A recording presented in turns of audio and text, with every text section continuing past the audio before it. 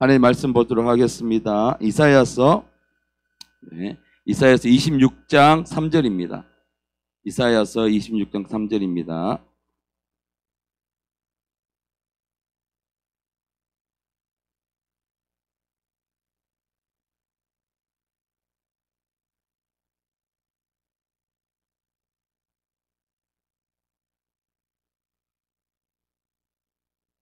이사야서 26장 3절 말씀 우리가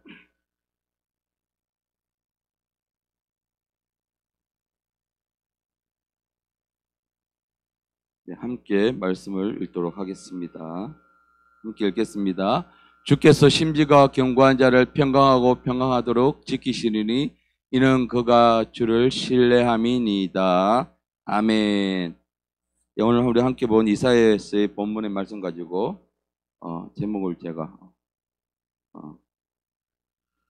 하나님께 고정된 자에게 주시는 평강이라는 말씀의 제목을 함께 은혜를 받고자 합니다.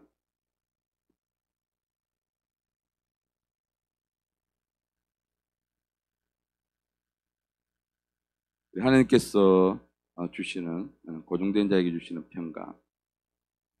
여러분, 하나님의 구원의 계획은요. 구원의 계획은 하나님께서 아브라함 때부터 시작되었습니다. 하나님께서 아브라함을 갈대아 우르에서 불러내셨죠. 그래서 하나님이 아브라함 그곳, 아브라함 알지 못하였죠. 하나님 약속하신 그 땅이 어딘지. 그러지만 그곳으로 하나님 말씀에 의지해서 그가 하나님 부르심에 따라 길을 떠나게 됩니다. 그리고 하나님은 아브라함에게 말씀하시죠. 하늘의 별과 그 땅의 모래와 같이 수많은 자손을 주어서 큰 민족을 이루게 하겠다. 큰 민족을 이루게 하겠다고 그 약속의 말씀을 주셨습니다. 바로 그 약속의 자녀가 바로 이삭이죠. 이삭은 야곱을, 또 야곱은 요셉을 통해서 이 하나님의 구원의 계획이 진행이 됩니다. 이후에 요셉을 통해서 야곱과 그의 형제들이 애굽에 정착할 수 있게 되는 것이죠. 이후에 그 안에 있던 모든 과정들이 여러분들 말씀을 읽으면서 너무나 잘 아는 내용입니다. 그래서 그 구원의 계획이 이제 요셉을 통해서 진행되는데, 이 요셉을 통해서 야곱 그 형제가 애굽에 정착하면서 그곳에서 이제 이스라엘 민족이 그때까지는요 야곱 부족이었습니다. 민족이 아니고 나라가 아니었고, 요셉을 통해서 그 고센 땅에 가장 비옥한 그 땅에 그 야곱의 가족과 형제들이 정착하면서 거기서부터 이제 이스라엘 민족의 시작이라고 보시면 되는 것입니다. 그래서 이스라엘 민족은요 그 위에 아주 기하급수적으로 이제 인구가 성장하게 되는 것이죠. 그 외에 이제 모세를 통해서 출애굽을 하게 되고, 출애굽 이후에 여호수아를 통해서 하나님이 약속하신 그 약속의 땅, 그 땅을 정복하게 되고 그곳에서 이스라엘 국가의 모습을 이루게 됩니다. 사실 그때까지만 하더라도 여러 지파로 나누고 있기 때문에 정식적인 이스라엘 국가의 모습은 아니었습니다. 그때 이제 하나님이 약속하신 그 땅의 12지파가 이제 땅을 분배받으면서 정착하게 되는, 그래서 이스라엘 국가의 모습을 이루게 되는 그 모습을 갖추게 됩니다. 그래서 여러분 그 민족에게서 이제 예수 그리스도가 탄생하게 되는 것이죠. 그래서 하나님의 구원의 계획은 아브라함 때부터 시작됐습니다. 그래서 이것이 하나님께서 아주 오래전부터 준비한, 그래서 예수 그리스도께서 십자가 지심을 통해서 하나님의 구원의 계획이 완성되고 마침표를 찍는 그 과정이 있게 되고, 이것이 바로 이제 구약과 신약 전체에 흐르는 큰 줄거리가 되는 것입니다. 그래서 여러분들이 말씀을 읽을 때 이 큰 줄거리를 붙잡고 읽게 되면 성경이 레위기를 읽든지 신명기를 읽든지 전혀 지루하지가 않게 되는 것입니다. 그냥 우리가 큰 이런 줄거리나 내가 왜 성경을 읽어야 되는지를 모르고 그냥 무작정 내가 성경을 읽어야지라고 읽다 보면 이름이 반복되고 누가 누구를 낳고 나는 부분에 대해서 우리가 또 많이 막히게 되는 거고 좌절하게 되는 부분을 맛보게 되죠. 자, 여러분 약속의 땅 가나안, 젖과 꿀이 흐르는 땅이라고 이야기를 하고 있죠. 그래서 이 땅이 지금 바로 이 이스라엘 국가가 있는 이스라엘 지역입니다. 그곳에서 하나님이 세우신 왕이 아닌 이제 사람이 요구해서 세워진 첫 번째 왕이 세워지게 되죠. 바로 사울 왕이 세워지게 되는 것입니다. 이 초대왕 이후에 하나님께서 이 사울 왕을 패하시고, 패하시고 하나님 마음에 합한 자, 드디어 다윗 왕이 기름 부음을 받게 되죠. 그렇다고 다윗이 바로 왕이 오르는 것은 아니죠. 그 왕이 오르기까지의 숱한 시간들이 필요하고 준비된 시간들이 필요합니다. 그렇지만 다윗 왕이 세워지면서 통일 왕국으로서의 이스라엘이 세워지게 됩니다. 그 후에 솔로몬까지 이스라엘 국가가 축복을 받아서 쭉 그렇게 강성하게 이스라엘 역사가 진행되게 됐죠. 그런데 솔로몬 이후에 어떻게 됩니까? 우상 숭배를 통해서 나라가 둘로 쪼개지는 아픔을 겪게 됩니다. 그래서요, 그 아들 여로보암 왕 때 유다와 북이스라엘로 나누어지게 되는 것이죠. 이 말씀을 하나님께서 열왕기상 11장 31절 32절에 말씀해 주고 계신데, 여로보암에게 이르되, 그렇죠. 너는 10조각을 가지라. 이스라엘 하나님 여호와의 말씀이 내가 이 나라를 솔로몬의 손에서 찢어 빼앗아 10지파를 내게 주고, 그래서 이 10지파가 북이스라엘이 되는 것이고요. 오직 내 종 다윗을 위하여서, 여기서 중요한 것이 내 종 다윗을 위하여서 이스라엘 모든 지파 중에서 택한 성읍 예루살렘을 위하여 한 지파, 유다 지파를 포함해서 유다 지파를 두고 그 유다 지파에게 한 지파 베냐민 지파를 솔로몬에게 주노니. 여러분, 이 솔로몬 때 우상 숭배를 통해서 여로보암 때 와서 나라가 찢어지게 되는데, 중요한 것은요, 하나님의 정통은 어디냐면 바로 이 여로보암 유다 지파가 있는 그쪽입니다. 남유다. 그래서 보면 내 종 다윗을 위하여서 유다 지파와 베냐민 지파. 그래서 다윗의 그 족보를 통해서 예수 그리스도가 태어나게 이 땅에 오시게 되는 것이죠. 이 예언의 말씀이 성취되었고, 솔로몬 이후에요, 남유다는 여로보암이 다스리는 유다 지파와 베냐민 지파로, 그리고 나머지는요, 북이스라엘, 나머지 10지파는 북이스라엘이 여로보암이 통치하는 나라가 되어서 찢어지는 이 아픔을 겪게 되는 것이죠. 그래서 두 국가는 모두 남유다는 아수르에, 또 북이스라엘은 바벨론에서 멸망을 당하게 됩니다. 근데요, 그렇지만 이 유대민족이라는 이름이 어디서 왔냐면 바로 이 유다 지파에서 온 것입니다. 유다 지파를 통해서 예수 그리스도가 이 땅에 태어나게 되신 것입니다. 그래서 그 이름을 지금도 유대인으로 해서 이어지고 있는 것이죠. 여러분, 이스라엘의 이 분단의 찢어짐의 역사가 우리나라랑 너무나 많이 흡사합니다. 우리나라가 남북 전쟁의 비극은요, 왜 일어났는가? 6.25 전쟁이 왜 일어났는가? 일제 강점기 때에 우리 식민지 시대를 살면서 신사참배라는 것이 있어요. 이 우상숭배. 우상숭배의 결과가 바로 이 6.25 전쟁입니다. 교회가 이것을 온전하게 회개하지 못했기 때문에 동족 간의 이 비극인 6.25 전쟁이 발발하게 된 것입니다.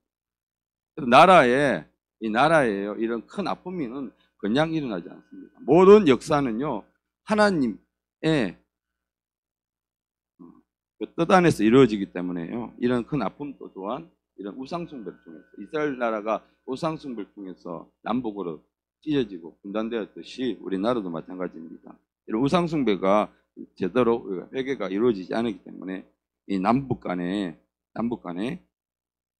이런 아픔을 겪을 수밖에 없었습니다. 그래서 남북 간에 나누어진 것도, 그리고 주위의 강대국의 멸망을 당한 것도 바로 이 우상숭배. 그래서 이스라엘 역사랑 우리나라 역사랑 너무나 많이 닮은 점이 참 많이 있습니다. 여러분, 우상숭배가 무엇입니까? 다른 신을 섬기는 것이 우상숭배죠. 하나님 외에 내 마음에 다른 주인을 주는 것이 바로 우상숭배입니다.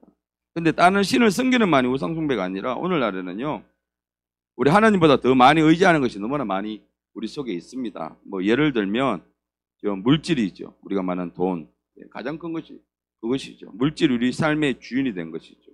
그런데 여러분, 돈은 죄가 없습니다. 돈은 죄가 아닙니다. 중요한 것은 그 돈을 사랑하는 마음입니다. 우리 그리스도인에게도 물질, 돈은 반드시 필요합니다. 세상을 살아갈 때에는. 근데 그 돈을 사랑하는 그 마음이 바로 죄가 되는 것입니다. 하나님보다 더 많이 의지하고 신뢰하는 그 마음이 성경에서 디모데전서 6장 10절 말씀에 죄라고 했습니다. 함께 읽겠습니다. 돈을 사랑함이 일만왕의 뿌리가 되나니 이것을 탐내는 자들은 미혹을 받아 미움에서 떠나 많은 근심으로서 자기를 찔렀느니라. 돈이 죄라고 절대 하지 않습니다. 그래서 우리 그리스도인들이 이 물질을 죄악시 여기면 안 됩니다. 하나님이 주시는 것이기 때문에, 물질이기 때문에 우리는 이 물질을 어떻게 해야 되느냐, 우리가 가지고 사랑하고 아끼고 남을 위해서 쓰게 되면 그것이 바로 죄가 되는 것이지만, 받을 물질은 우리는 잘 흘러보내야 하는 것입니다. 그래서 우리는요, 철저하게 이 물질을 관리하고 하나님 뜻 안에서 사용하고 흘러보낼 수 있도록 뭘 해야 되냐면 훈련을 해야 됩니다.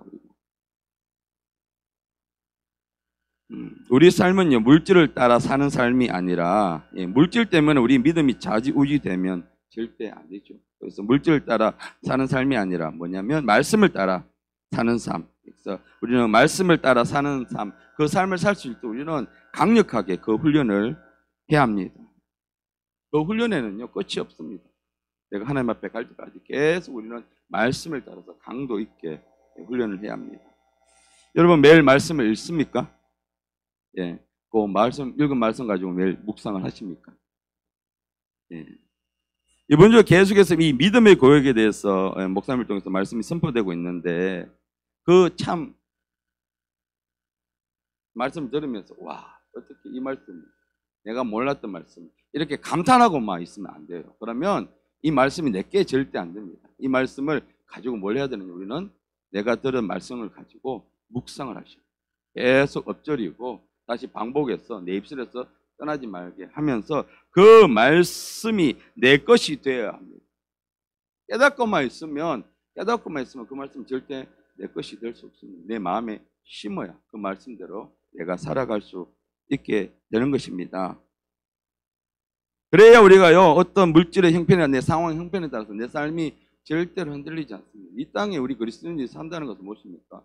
우리는 이렇게 이야기하죠. 순례자라고. 이 땅은 내 집이 아니라고 이야기하죠. 맞습니다. 이곳은요, 우리가 정착할 곳이 아닙니다. 그렇기 때문에 우리가 어떤 형편에, 이 땅의 어떤 형편에 따라서, 물질이 많고 적음에 따라서 우리 삶이 흔들리면 안 되기 때문에 우리는 그래서 말씀을 철저하게 우리는 훈련하고 말씀을 우리 속에 심어야 합니다. 자, 오늘 본문에서 하나님께서 우리에게 원하시는 것이 무엇인가? 바로 읽었던 심지가 견고한 자라고 우리에게 말씀을 하시고 계십니다. 자, 이것이 심지가 견고한 자가 어떤 사람을 나타냅니까? 예, 중심이 하나님께 말씀의 제목처럼 고정되어 있는 사람을 이야기합니다. 고정되어 있는 사람. 예. 그래서 고정되어 있다는 것은 절대로 움직이지가 않죠. 움직이지 않습니다. 여러분 대출 많이 받아보셨으니까 변동금리하고 고정금리에 대해서 아시죠? 자, 변동금리가 무엇입니까? 환율이나 나라 안팎의 기준금리, 금융의 환경에 따라서 대출의 금리가 높아졌다, 낮아졌다 하는 걸 이야기하는 것이죠. 요즘 워낙 기준금리가 높다 보니까 이 변동금리를 가진 분들이 너무나 많이 큰 피해를 당하고 있죠. 반면에 고정금리는 무엇입니까? 대출 시 약속된 금리가 어떤 상황에도 변하지 않고 상환이 끝날 때까지 이자율이 움직이지 않는 것, 고정된 것을 고정금리라 이야기합니다. 물론 이 두 개 다 무엇이 장단점이 다 가지고 있죠. 그런데 요즘처럼 이렇게 기준금리가 완전 춤을 추고 이렇게 있을 때에는 어떻게 됩니까? 너무나 많은 어려움을, 변동금리를 가진 분들이 너무나 많은 어려움을 겪게 되죠. 이처럼 우리들의 신앙도 마찬가지입니다. 우리가 하나님 앞에 딱 고정이 되어 있으면 외부 환경에서 절대 우리는 변동이 일어나지 않습니다. 움직이지 않는다는 것입니다. 하나님께서 우리에게 원하시는 것은 무엇입니까? 바로 심지가 견고한 것입니다. 어떤 환경에서도 우리는 흔들리지 않는 그 마음이 필요합니다. 그래서 하나님께서 원하시는 것은 심지가 견고한 자인데, 그래서 중심이 하나님께 고정되어 있다는 거예요. 고정금리처럼 딱 어떤 환경에서 변하지 않는다는 거예요. 그런데 우리들의 마음은 어떠합니까? 예, 환경에 따라서 수시로 변합니다. 내가 기도를 많이 해도 내가 감당할 수 없는 고난이 오게 되면 막 마음이 요동을 치게 되죠. 그래서 우리 마음이 매우 연약합니다. 그래서 여러분 마음을 믿으시면 안 됩니다. 여러분 고난이 오면 하나님을 찾다가 환경이 풀어지면 해결되면 다시 옛사람의 모습으로 가는 것이 바로 사람의 연약한 모습입니다. 그건 비단 일반 성도들뿐만 아니라 사역자들도 목회자들도 마찬가지입니다. 목회를 시작하면서 여러 가지 환경 속에서 믿음으로 돌파를 하다가도 그 돌파가 이루어지고 어느 정도 평탄한 환경에 이르게 되면 또 마음이 느슨해지는 것은 사람이 육신을 갖고 있기 때문에 동일한 모습인 것입니다. 그래서 우리는 항상 말씀을 통해서 우리 마음을 연단하는 과정, 훈련의 과정이 필요하게 되는 것입니다. 특별히 이런 마음은 이 마지막 때가 되면 될수록 신앙의 모습은 그 더 심하게 다가옵니다. 특별히 지금 계속 성경에서는 마지막 때, 2000년 전에도 마지막 때라고 했지만 정말 지금 여러분 살아가는 우리들 주위에 일어나는 환경들의 모습을 통해서 정말 마지막 때 종말의 징조가 보임을 보시고 여러분 분별하시고 깨어서 기도하시는 이런 분이 되셔야 합니다. 정말 지금은요 예수님이 재림이 가까이 왔다는 것을 우리가 알 수가 있습니다. 여러분 기근과 지진 등의 자연재해는 이미 수해 전부터 있어 왔고요. 또 우리 대한민국에서도 곳곳에서 지진은 발생하고 있습니다. 그래서 그렇게 자연재해가 시작된 때는요 자연의 재난의 때라고 했었고 재난의 때는 이미 벌써 시작이 되었습니다. 자 그리고 민족과 민족, 국가와 국가의 전쟁의 소문도요 여러분 새삼스러운 일은 아니죠. 뭐 가까이서는 이제 우리 우크라이나의 분쟁 벌써 한 3년째 접어들고 있고요. 여러분 지금 전 세계에서 이게 분쟁이 일어나는 것은 우리가 뉴스를 통해서 크게 두 가지 국가에서 볼 수 있죠. 러시아와 우크라이나 전쟁하고 또 이스라엘과 하마스의 전쟁이 있는데 그 외에도 미국의 싱크탱크 외고협회라는 CFR이라는 기구가 있습니다. 이 기구에서요 조사한 바에 의하면 지금 빨갛고 색깔이 있는 부분들이 전세적으로 지금 전쟁과 분쟁과 내전을 겪고 있는 나라의 분포도입니다. 그래서 2024년 1월 기준으로 지금 현재 나라 곳곳에서 이 전쟁과 분쟁과 내전의 전쟁의 소리들이 들리고 있는 곳입니다. 이것들 다 우리 뉴스에서 보지 못하는 곳이죠. 총 한 대표적으로 한 34곳 쪽에서 지금 계속 수년째 전쟁이 일어나고 있다는 거예요.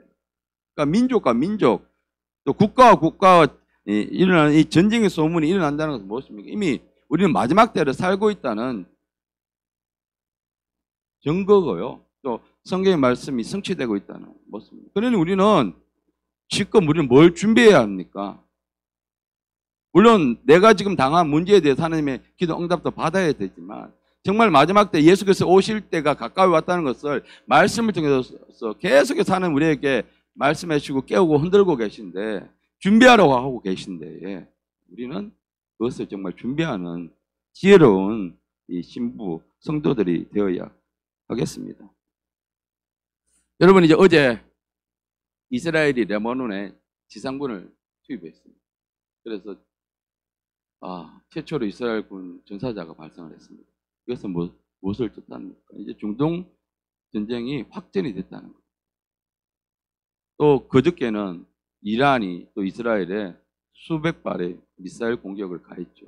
이제 이스라엘은 그것을 계기로 통해서 이제 이란에 보복을 하겠다고 다짐하고 있습니다. 이렇게 되면 이제 중동 전쟁은 피할 수가 없는 그 속을 들어가게 되는 거죠. 근데 이것이 성경에서 말하는 아마겟돈 전쟁은 결코 아닙니다.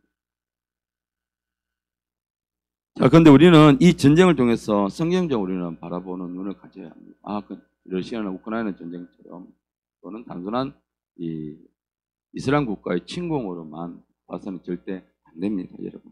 이런 걸 통해서 우리는요, 성경을 보면서 하나님이 이 전쟁을 통해서 우리에게 무엇을 깨닫게 하시는가를 우리는 살펴볼 수 있어야 하는 것입니다.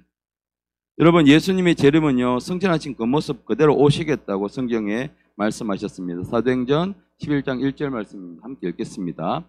이르되 갈릴리 사람들아 어찌하여 서서 하늘을 쳐다보느냐? 너희 가운데서 하늘로 올라가시신 이 예수는 하늘로 가심을 본 그대로 오시리라 하였느니라. 예수님께서 대한민국에 딱 재림하시면 참 좋을 텐데 성경에 말씀하십니다. 올라가신 그 모습 그대로 그 자리에 예수께서 오신다. 그래서 감람산에요. 올리브 동산 거기에 예수님 올라가셨죠. 그 모습 그대로 오신다는 것입니다. 그러니까 그 모습 무엇입니까? 이스라엘이 회복되고 또 새 예루살렘 성전이 어디 이스라엘에 세워지고 이렇게 되면 이제 뭐가 되느냐? 예수님이 오신다는 거예요.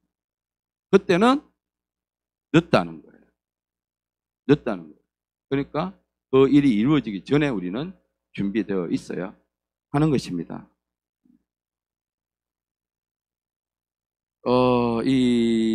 성경에서 이렇게 예수님의 재림을 우리에게 말씀하고 계십니다.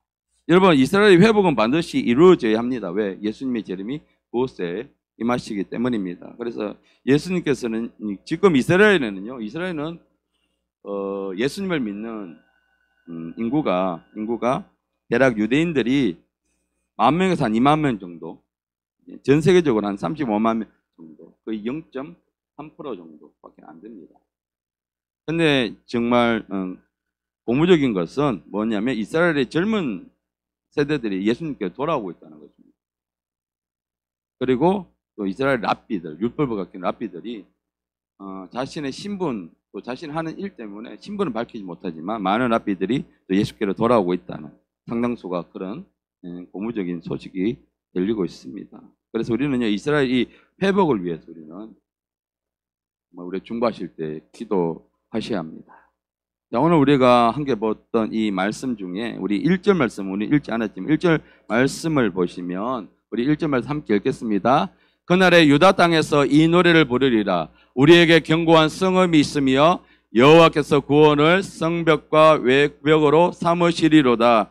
아멘. 여기서 그날은요, 여러분, 문자 그대로 남유다 백성들이 바벨론 포로에서 해방되어서 유다의 나라가 회복되는 기쁜 날이기도 하지만 더 상징적인 뜻이 있습니다. 이것은 뭐냐 그러면 세상에서요, 여러분 끝까지 예수 그리스도를 믿고 고난 가운데도 우리가 지금 여러 가지 고난을 많이 겪고 있죠. 고난 가운데도 견디면서 이겨낸 하나님의 백성들이 완전한 구원을 맞는 날, 즉 최후의 심판의 날을 의미합니다. 예수께서 오시는 날, 재림하시는 그날에 유다 땅에 그날을 이야기합니다. 그래서 이 하나님의 영광이 온 천하에 드러나면서 온 사람들로부터 진정한 왕으로 인정받게 되는 날. 그렇죠? 지금은 세상이 예수 그리스도를 왕으로 인정하지 않습니다. 그리스도인들이 정말 우리 예수를 우리 주로 구주로 인정하지만 예수님이 공중에 딱 재림하시고 이스라엘 땅에 딱 재림하시는 그 순간 어떻게 됩니까? 인정하지 않을 수가 없게 되는 것이죠. 그 날을 바로 이사야 선지자는 예언하고 있는 것입니다. 그 날에 예수께서 이 땅에 재림하시는 그 날에. 그러니까 종말 이후에요. 예수님 재림 이후에 어떻게 됩니까? 7년 대환란을 거치고 나서 새하늘과 새 땅이 이 땅에 이루어지게 되는 그때. 그래서요, 이 유다 땅은요, 이 땅에 이루어질 새하늘과 새 땅을 상징적으로 표현하는 단어인 것입니다. 그러면서 여호와께서 구원을 성벽과 외벽으로 삼으시리라. 그러니까 우리에게 견고한 성벽이 있으니 이는 여호와께서 구원을 성벽과 외벽으로 삼으셨기 때문이라고 하십니다. 자, 여러분, 우리들의 구원은요, 우리들의 이런 구원과 우리 고난 가운데 고난 가운데 우리 지켜주심은 여러분, 세상에서 만든 토성과 성벽에 있는 것이 아니라 하나님의 보호하심과 지키심에 있다는 것입니다. 여러분, 열왕기상 18장과 19장에는요, 예루살렘에 큰 위기가 찾아오는 부분이 나와 있습니다. 뭐냐면 아수르의 그 산헤림 왕 때, 아수르의 산헤림 왕 때에 남유다를 침공하게 되고요. 자, 남유다를 침공하게 되고 이어서 마지막으로 모든 다 성읍을 점령하고 마지막으로 남은 것이 바로 예루살렘입니다. 예루살렘입니다. 자, 당시 아수르의 군사력으로는요, 너무나 쉽게 이 예루살렘을 몇 시간 만에 점령할 수 있는 엄청난 군사력을 가지고 있었습니다. 그래서 남유다는요, 이제 예루살렘 성전은 예루살렘 성은 풍전등의 위기 속에서 있었고요. 이때 왕이 누구냐? 바로 여러분이 잘 알고 있는 히스기야 왕이었습니다. 하나님 앞에 기도해서 수명을 15년이나 더 연장받았던 히스기야 왕이. 이 히스기야 왕이 또 하나님 앞에서 이 풍전등의 위기 속에서 하나님이 전에 올라가서 부르짖습니다. 우리 19장 1절 말씀 함께 읽겠습니다. 히스기야 왕이 듣고 그옷을 찢고 굵은 배를 두르고 여호와의 전에 들어갔어. 예. 여러분, 고난이 닥쳐오면 우리는 제일 먼저 뭘 해야 합니까? 무릎 꿇어야 합니다. 우리 고난 가운데 있을 때 문제를 가지고 계속 그 문제를 가지고 고민하고 또 묵상하고 하게 되면 그 문제가 나를 점령해 버리게 되는 것입니다. 그리고 여러분, 사람도 의지하지 마시기 바랍니다. 누군가에게 내가 기도 부탁을 했어. 기도 부탁을 하는데 그게 전부가 아니라는 것이면 뭐 해야 합니까? 내가 하나님 앞에 무릎 꿇고 내가 하나님 앞에 부르짖어야 합니다. 히스기야 왕이 풍전등의 위기 속에서요, 하나님 전에 올라가서 무릎을 꿇고 그 옷을 찢으며 하나님 앞에 부르짖었습니다. 내가 기도해야 합니다. 여러분, 우리가 이번 수요일과 또 한 주간 동안에 기도를 우리가 어떻게 하는가에 대해서 우리가 배웠습니다.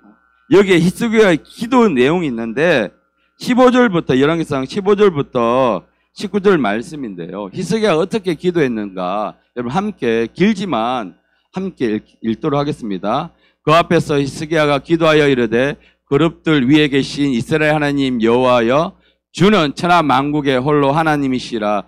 주께서 천지를 만드셨나이다. 여호와여, 귀를 기울여 들으소서. 여호와여, 눈을 뜨소서 보시옵소서. 사내립이 살아계신 하나님을 비방하러 보낸 말을 들으시옵소서.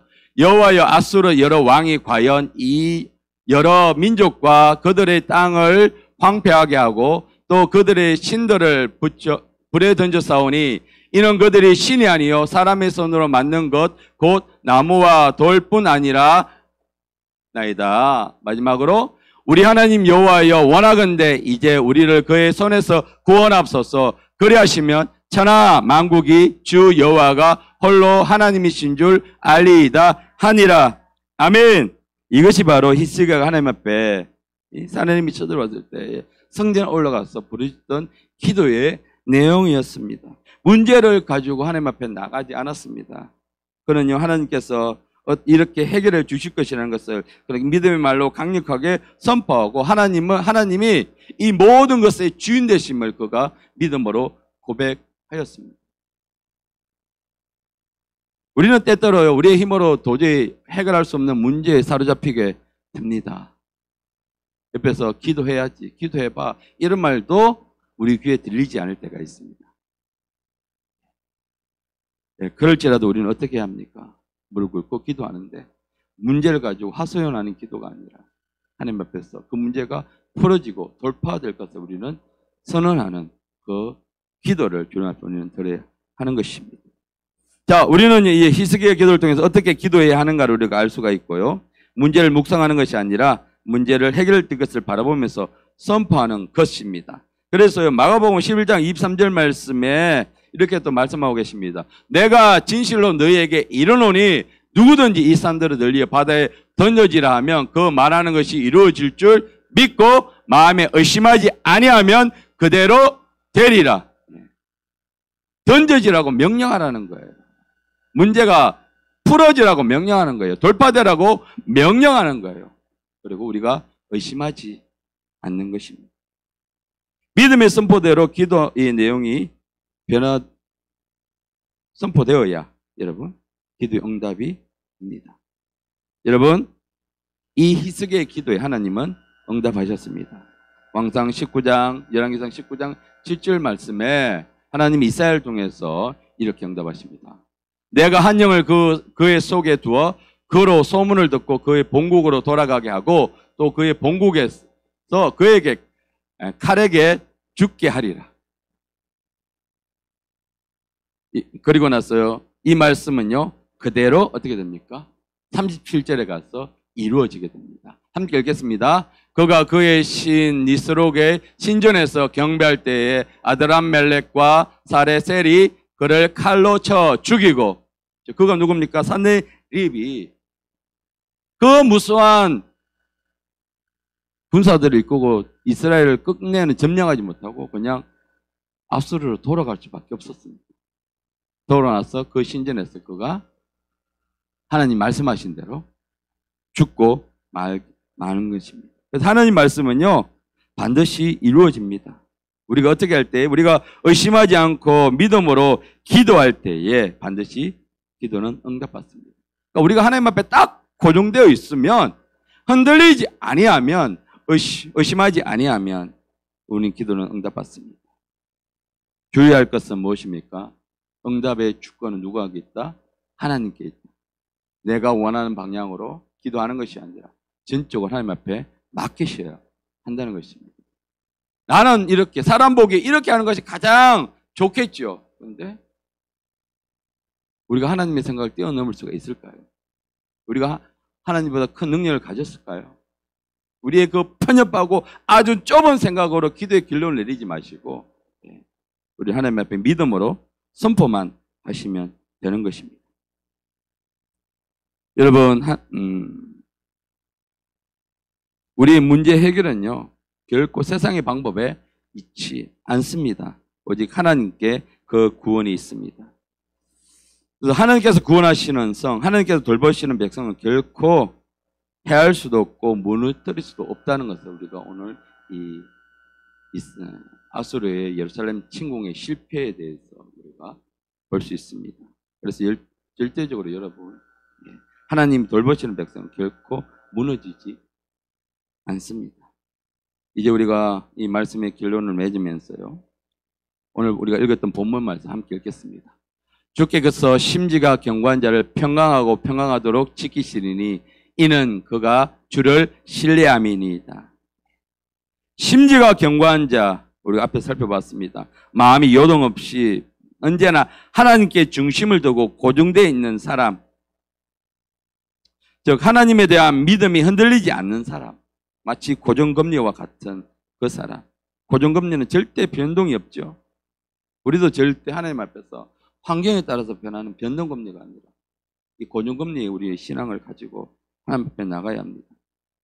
또 어떤 사람입니까? 의지가 강하고요, 목표의식이 강하여서 주변의 환경의 변화에 좀처럼 흔들리지 않고 자기가 해야 될 일을 묵묵히 끝까지 하는 사람, 그리고 변덕스럽지도 않고 교활하지도 않으면서 꿋꿋하게 자기의 본분과 도리를 지키는 사람, 그 사람이 바로 세상에서 거친 시련과 고난이 찾아와도 하나님을 견고하게 붙드는 하나님께 고정된 사람, 믿음을 저버리지 않는 그 사람이 되는 것입니다.